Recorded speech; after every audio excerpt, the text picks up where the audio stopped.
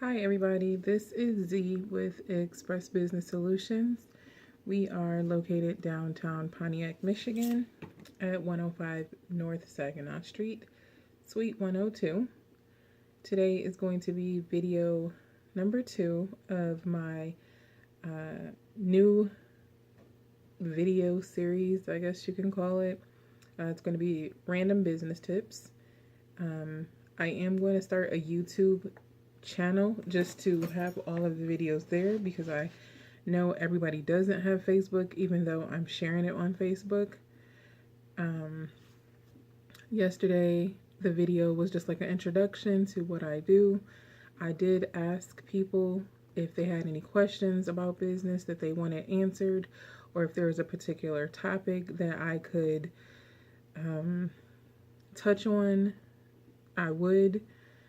So I did get a couple of topics, and so I'm just going to briefly go over each one of those. I would be glad to go more in depth with anything that anybody has questions about. So the first topic, and I'll tag the people that sent the questions.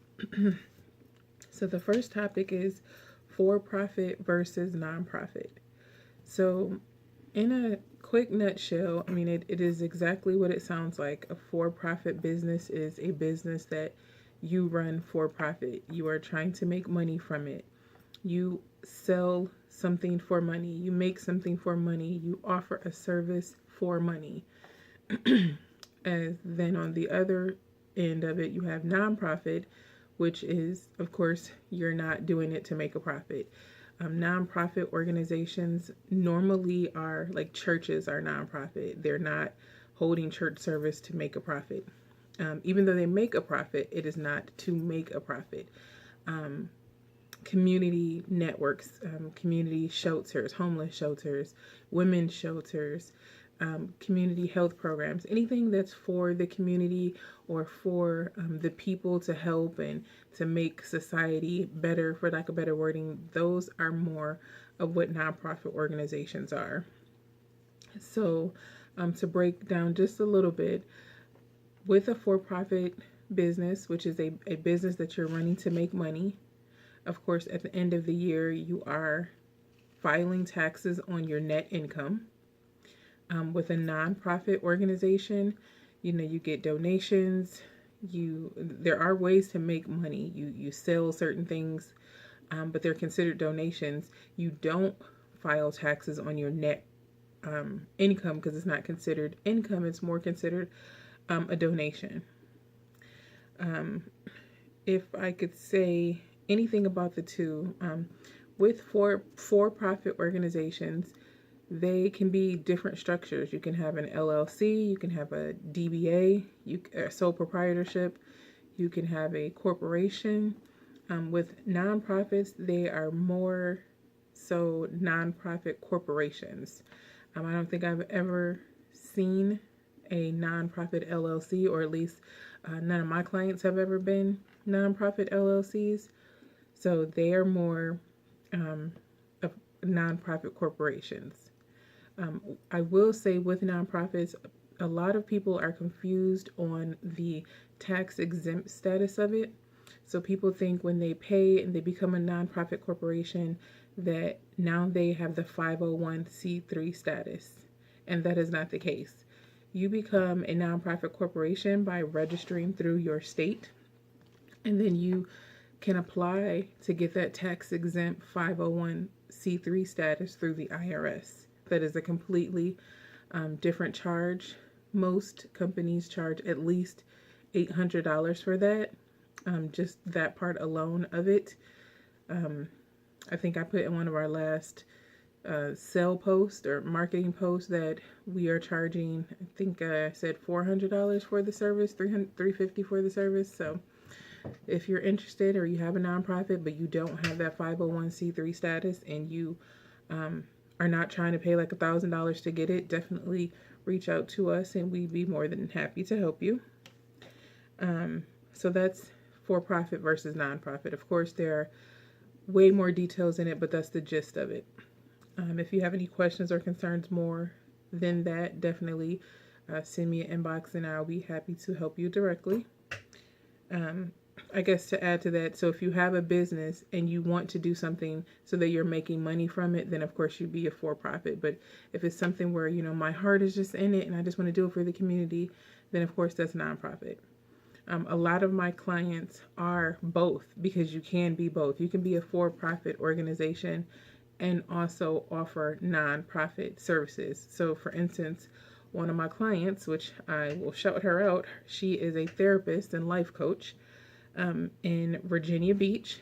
Her company is Destiny Coaching LLC. She is a for-profit business, so she does life coaching and therapy for a cost.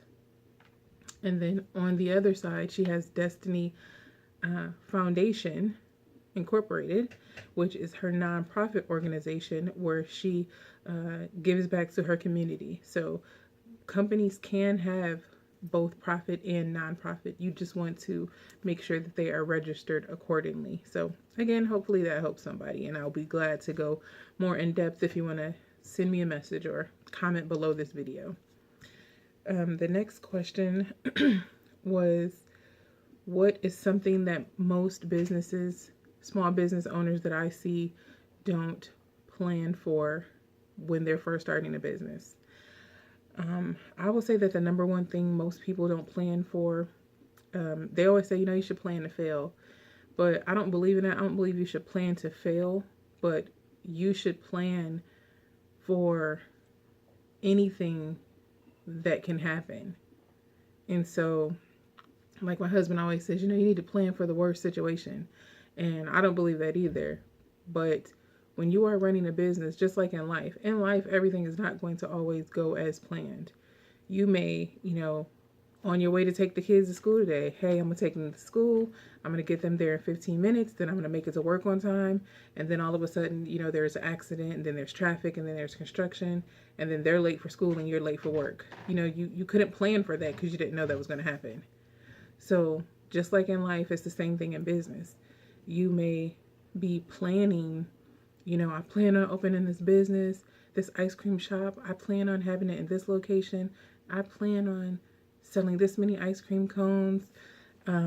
Excuse me, that was a message. I plan on selling this many ice cream cones per day, and that's going to make me this certain amount of money and XYZ. But that's not always the case. Your ice cream machine can break down. It may be raining and a lot of people don't want to come on that day.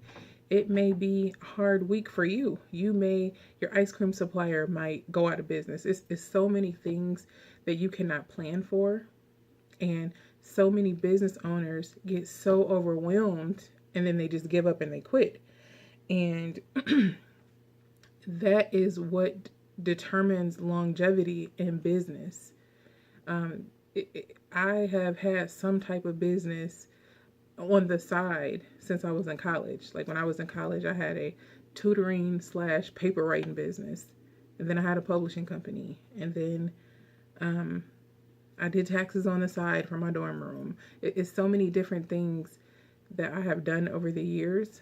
But this is my first business where I left my job and stayed gone, forever. Like I've left my job before and started a business and I went back to work. So this is where this is like I told you guys in the video yesterday, I have officially been in this office for 1 year. In this 1 year, so much I could not have planned for.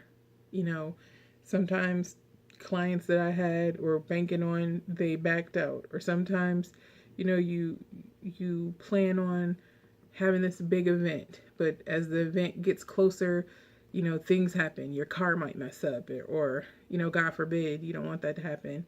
Or you get sick, or your main computer in your office messes up, or there's a flood. Like there's so many things that happen that normally would never ever happen. And then you're like, man, I can't have that event, so I have to start over. And you may have planned for the event. You may have paid for the event.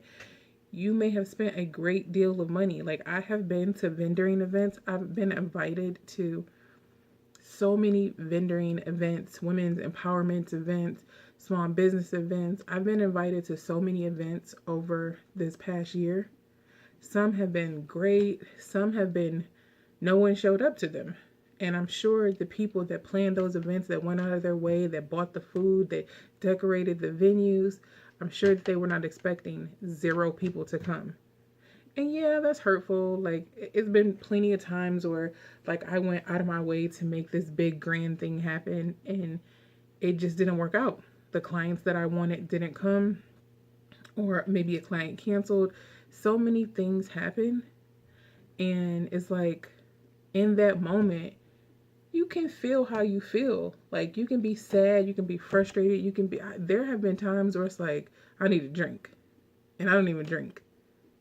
There have been times where I've been really sad, like, man, I did really good on that and it still didn't plan out. Or I thought about that really hard, or I spent all my money on that marketing campaign and it just didn't work out. And you have a right to feel how you feel in that moment.